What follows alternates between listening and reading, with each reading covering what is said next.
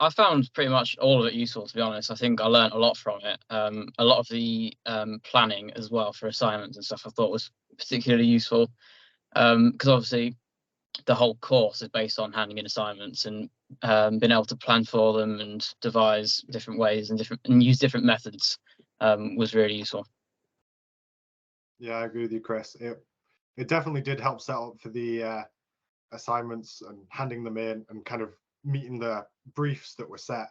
Definitely good practice for that. Again, I have not done anything like that before, so it was very useful to get going at the start of the course and actually have an assignment brief to meet and actually have the assignment be about meeting the assignment brief. So I think that was very useful. Yeah, but overall worth doing, huh? Definitely, I think so. Yeah, definitely worth doing. Yeah, I think it was a good setup to the course. Yeah.